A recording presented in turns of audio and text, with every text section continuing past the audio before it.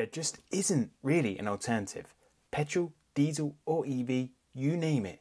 Honestly, brand new, like for like, you can't find a similar spec for equal or cheaper than the brand new Tesla Model 3 rear-wheel drive.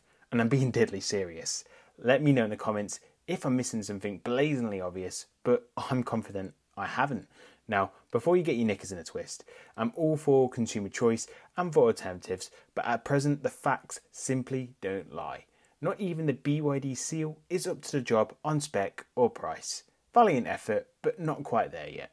Therefore, just like the legacy rear-wheel drive Tesla Model 3, like mine, this newly refreshed beast will be one of Tesla's best sellers for a number of reasons, such as its groundbreaking mileage, its battery longevity, reliability, and how can we forget tech? More on the determining factors in just a moment's time. If you're new to EVs and Teslas, I know you want to hear about two key metrics before you're willing to listen to my informative breakdown. That is price and total range. So without any hesitation, as we head into 2024, these won't disappoint. The rear-wheel drive Tesla Model 3 is quoted to do 344 miles and cost just £39,990 here in the UK, with the US retail price to be announced shortly, so watch this space. Now, if you're thinking that this range is too low, charging Teslas are too slow, Teslas are just not reliable, as a first-time Tesla EV owner, these are perfectly valid concerns to have at first sight. However, this video will explain in as little as 10 minutes why all these factors are simply not true based on my experience, and why this newly refreshed Tesla Model 3 is head above shoulders above the alternatives for the average driver. So if this video sounds like an interesting insight, buckle up, hit that like button, subscribe, hit that notification bell. Right, let's jump to the reasons why. So why shouldn't you just buy a new petrol car and skip this tech-filled EV? After all, you know the ins and outs and what to expect from a petrol car. Well, it's probably the biggest question of them all. Cutting straight to the point, I personally believe that you should buy this car on merit alone. This video isn't about the environmental factors, it's about the product benefits to you. When buying a car, you want a fun or a pleasurable driving experience, and you want crazy light maintenance requirements because being stuck in a garage is no fun for anyone, so it needs to be a reliable powerhouse. Finally, generally you want something that's freakishly cheap to run. This car ticks all those boxes, and that's why it's a freak in nature. It's a better product than the petrol car because it requires a hell of a lot less maintenance, it's super efficient to run, and just as, if not more fun to drive. The last point is subjective, I get it, but to the average driver, the instant torque doesn't falter with age. It's highly addictive and it doesn't seem to fall away with the length of ownership. Don't get me wrong, the 0 to 60 for the rear-wheel drive Tesla Model 3 isn't a timesheet setter, but just day to day, its electric DNA means 0 to 60 in 5.8 seconds still feels incredibly fast for everyday usage. The gearless automatic experience means driving is seamlessly smooth and the regenerative braking is unrivaled compared to a petrol motor. It's actually addictive to rely on regenerative braking, and taking your foot off the accelerator is typical behaviour when you want to slow down. Just because your day-to-day car will be electric doesn't mean you drive a milk float. Respectively, this is a different experience to driving a petrol car, but different does not mean bad, and I'd highly recommend taking a test drive and you will see exactly what I mean. Hopefully I've warmed you up on why it's a better product, but I get it, you still have range anxiety fear. That's completely normal coming from a petrol car, and that range hesitation is simply down to your petrol car owning habits. Now that sounds strange, doesn't it? What does it even mean? Well, at a more extreme level, data from US Department of Transportation states that the average annual mileage is around 13,476 miles, and it really dwarfs the UK's measly 5,506 miles per annum.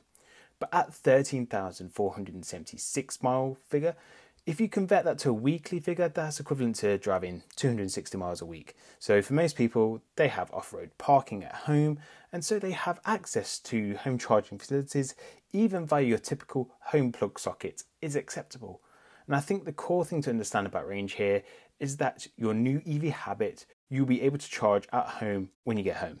I myself don't see the need to do it every night, but every other night I simply hook it up and the range is replenished by the morning. There's no waiting around if you're at home. With that habit, a vehicle's range is truly the last thing on your mind day to day. It's like driving on a full tank of fuel, but every day. except when you go on that road trip. Did you think I'd skip that part? In 2023, nothing is holding you back from that road trip. With supercharging infrastructure bigger than ever and it's expanding, the navigation tells you everything that you need to do to get to your destination, and even if that means only partially charging the battery, frankly, after 8,000 miles for me last year and a handful of road trips, I charged using the Tesla superchargers just 5% of the time last year. The other 95% was from home. So range anxiety is completely in your head until you realize that your average day-to-day needs can be covered by home charging alone. If you do around 13,000 miles a year, which is a majority of people in the US, this range of 344 miles is going to be sufficient for sure. So Adam, what is the hype about the refreshed Tesla Model 3 rear-wheel drive car itself?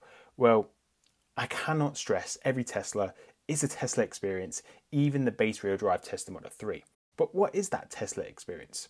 For me, it's truly a new age of driving experience. I've already detailed the day-to-day driving changes like regen braking and instant torque gearless experience, but it's a whole package that takes it head above shoulders above everything else, such as keyless entry. I consistently use my iPhone as the key to open and start the car. There's no requirement for me to drag a card or a wireless fob around to achieve that keyless entry. We have Sentry Mode and built-in dash cam, both of which have been paramount in our previous insurance claims. There's even a pin to entry to help lock down your vehicle like Fort Knox. Even down to the phone's phone app functionality, that's feature-packed and works seamlessly. I know other brands have their own version, but frankly, most are like Microsoft Paint compared to Photoshop. To finish off a defining feature, it has to be the free over-the-air updates, and this does nothing but enhance the experience even further. And I'm yet to find anyone that disagrees with that point. For example, you can gain a new music streaming service like Apple Music or Spotify overnight. Even TV streaming services like Netflix or Disney. With that new rear screen, the kids can be entertained while you sit in the back with blissful silence, thanks to no bickering. Okay, maybe a little bit of bickering, but that said, there's acoustic changes made all over the car, including to the glass, to ensure road noise isn't a contributing factor to the silence. Last but not least, the ventilated seats are a handy addition at this price point. Effectively upgraded and refreshed spec offers a more refined experience at a lower price point. And even today, I'm still scratching my head just to how they managed to pack all this in at this price. It's pretty insane. Now, before we move on to the conclusion, I just want to briefly compare why I think the rear-wheel drive Model 3 will be the choice of many over the long-range Model 3. I did do a comparison video of the differences between the two trims, and that video is on the top right of the screen now. But the way I see it, for an extra £10,000, you gain an extra 77 miles, quicker supercharging speeds, and an extra motor and a better sound system. Now, for some, that purchase is going to be warranted, but for the average driver, whilst it's overwhelmingly better to own that better spec version of the Tesla Model 3 being the long-range variant, I'm not disputing that. The Tesla Model 3 rear-wheel drive offers more than enough range for the average driver. It still has a super competitive charging speed. It's fast and stable even in a rear-wheel drive format. The traction control is super awesome. It's just never let me down to date. I also find as well, without that motor on the front axle, it is a little bit more agile to turn, so it's just fun to drive. But at £39,990, it's just hard to justify a £10,000 jump if the rear-wheel drive Model 3 suffices most people's needs and requirements already. That's all I'm saying here. So to conclude, the Tesla Model 3 rear-wheel drive is the entry-level Tesla offering. As you've just learned, this delivers that highly anticipated Tesla experience, from range, driving experience to software features. At current prices, especially in the UK, the value it has to offer is simply too good not to even get a test drive. Try it out and see if the hype is real. If it is, then you'll own a car that does not require annual servicing at the garage, and you'll own a car that costs me just £200 on electric to drive 16,000 miles. As I said before, it's a freak of nature, and I think without a shadow of a doubt, the cheap Tesla EV has credible specs and price to be your next new car. So what do you folks think? What do you think to this new Tesla Model 3 offering, and is there another car like it at this given time? If you want to let me know you got this far in the video, you can just drop me the comment, the Tesla checkmate, and I'll give you a cheeky thumbs up for sticking to the end.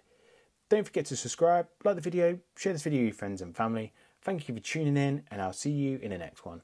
Ciao.